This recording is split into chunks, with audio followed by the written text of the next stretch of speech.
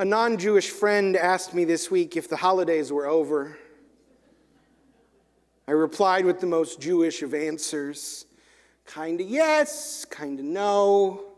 If you mean the 10 days of repentance over, then yes, Yom Kippur was Monday. But if that's not enough, then 5 days later we get another holiday, Sukkot, and that lasts for 7 days. And then there's another holiday, which is actually 2 holidays, Shmini Atzeret and Simchat Torah, but Reform Jews celebrate them as one. My friend looked at me regretfully and did not ask any follow-up questions. I've sometimes tried to explain to my Christian colleagues the feeling of the high holy days for rabbis. I say, imagine if Christmas and Easter were 10 days apart. I usually leave out that this Holy Week is followed by another Holy Week and then 2 more holidays. If I were building the Jewish calendar strategically to maximize participation and limit holiday fatigue, I probably would have spaced these holidays out a bit more. It's odd when you think about it that we have stacked all these holidays up, one right after the other. It's odd, but it's not accidental. It matters that Yom Kippur is followed so directly by Sukkot. In fact, the rabbis have a saying that immediately after Yom Kippur has ended, before you have even broken your fast, you should pound the first nail into your sukkah. Just for the record, I do not start building my sukkah on Monday before I've eaten. But also my sukkah is a kit with poles and screws, so there's no nails anyways. But it's clear that the rabbis understand these 2 holidays as joined together like 2 boards of the sukkah. Sukkot doesn't make sense without Yom Kippur. They are intimately related. You might think of Purim as the most fun holiday, but the holiday most closely associated with joy is Sukkot. It's called Chag Simchatenu, the holiday of joy. As Rabbi Naomi Levi teaches, I find it fascinating that on Sukkot you are commanded to have joy. It says, V'samachta b'chagecha v'hayita ach sameach. You shall rejoice on this festival and you shall only be happy. 3 times the Torah mentions joy specifically in relation to Sukkot. But what is the nature of this joy? It's a weird commandment. Go build a hut and be happy about it. The Da'at Ziknim, the 13th century French and German commentary, teaches that Sukkot represents not 1, but 2 special joys. The first of those joys is the joy of the harvest. Much of our calendar is built around agrarian cycles of ancient Israel. Passover was the time of planting in the spring. Shavuot was the time of gathering the first fruits of summer.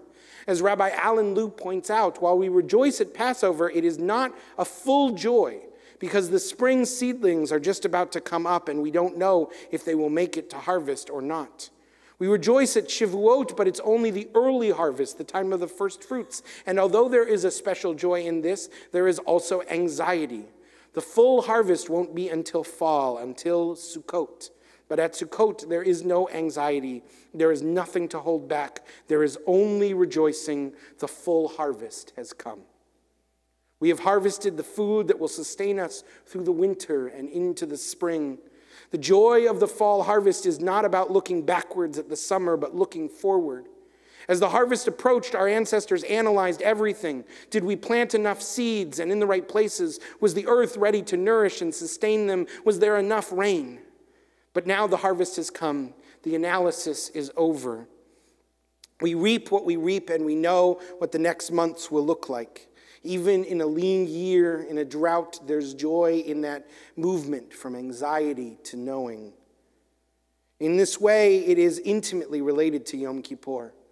Over the 10 days of awe, we looked back. We analyzed and Monday morning quarterbacked. With Yom Kippur over and the gates closed behind us, now we have nowhere to look but forward. We have left anxiety behind. We can march forward into joy. The Da'at Ziknim's second kind of joy is the joy of the forgiveness of transgression.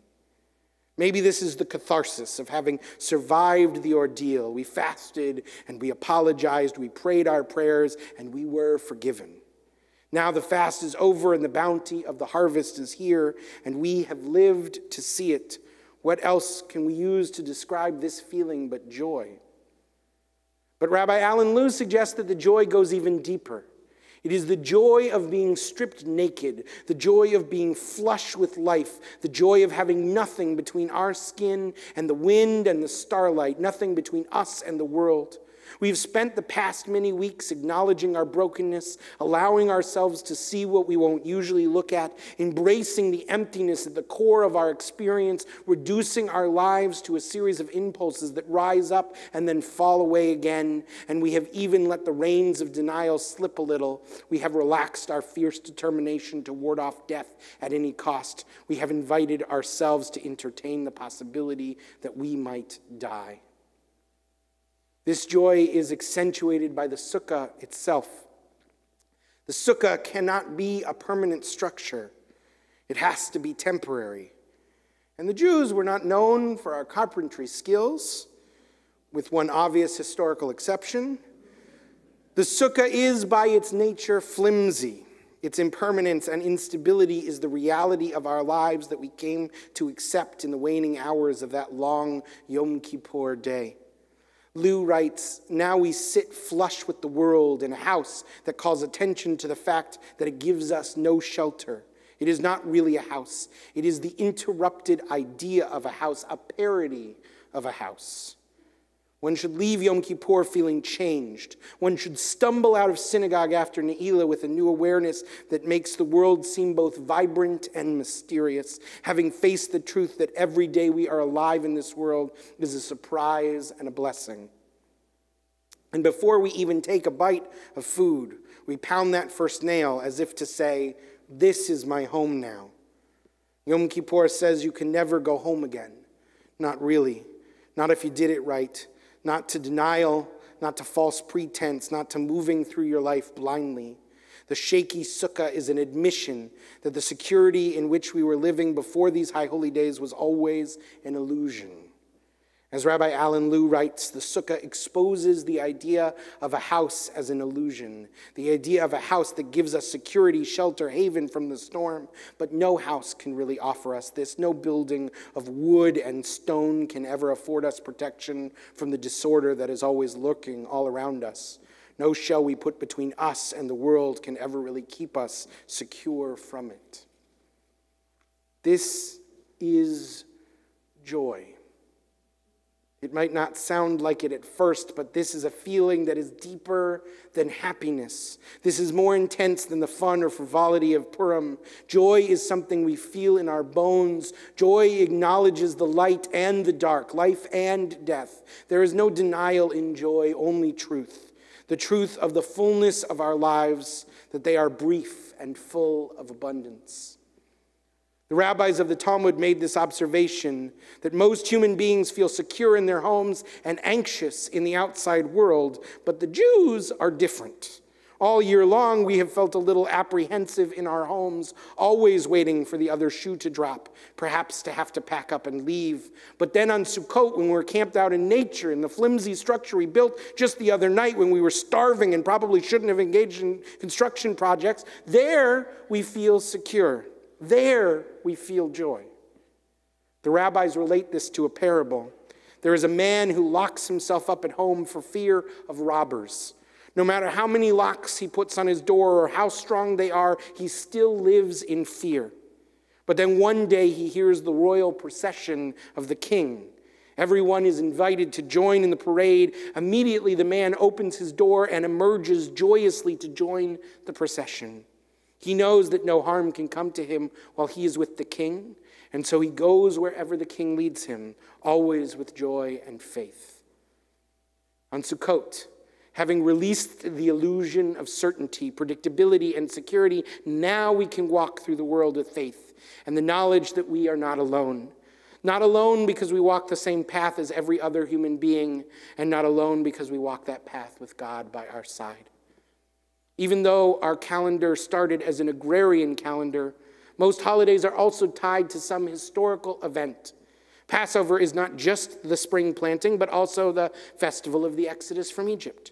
Shavuot celebrates the first fruits and the giving of Torah at Mount Sinai. Rosh Hashanah marks the anniversary of the creation of the world.